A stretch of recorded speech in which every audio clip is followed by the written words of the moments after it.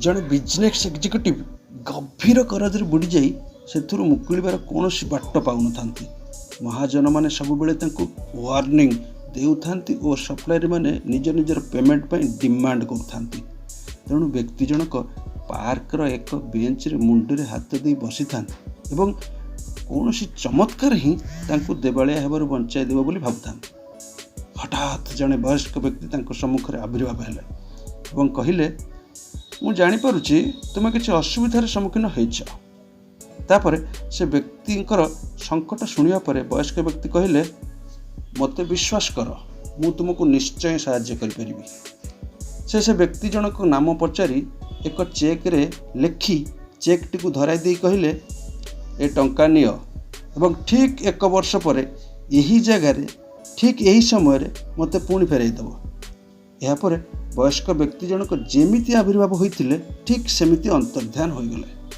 से business executive जनक निज हाथ में एक 5 कोटी टंकार चेक जहाँकि प्रख्यात बिजनेसमैन रतन टाटा सिग्नेचर देखी एवं एक क्षण भितर टंका समस्यार समाधान हो देखी आश्चर्य होइगला।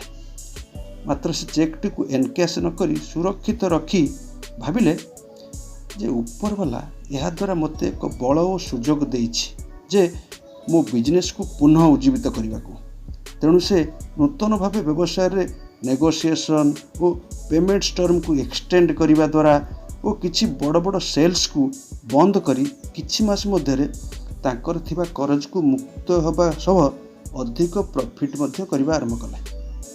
ठीक एक वर्ष पर से पुराना चेक टू धरी सही पार्क रे जाई पहुँचीगले। पूर्व निर्धारित समय रे उक्त वयस्क व्यक्ति आविर्भाव हेले एवं एग्जीक्यूटिव जनक तांको चेक फेराइबा सह निज सक्सेस स्टोरी बखाणुथिबा समय रे पछपटू जने नर्स उक्त वयस्क व्यक्ति को जाबुड़ी धरिले और कहले ओहो मु आज भारी खुशी मु भाबुची से आपन किछि असुविधार पकाई नथिबे। गत एक वर्ष है आज्ञा से आश्रय स्थल बाहरी आसी निजको रतन टाटा भाव परिचय दे बुलुचंती। यह कही तांको से सेठारु नहीं गले।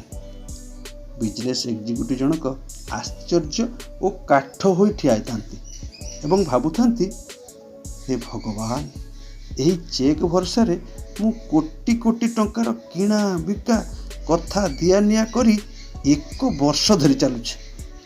हठात से अनुभव कले जे सत्य बा स्वप्न कौन से प्रकृत टंका तांको पाखे नथिला। यह थिला तांको मध्यरे तांको निजस्व आत्मविश्वास जे कि तांको किछि करिपारिबार शक्ति जोगाई पारला। तेणु दर्शक बंधु निज संचय को बल करी सेल्फ कॉन्फिडेंस रे कार्य कले सर्वदा सक्सेस प्राप्त होता है।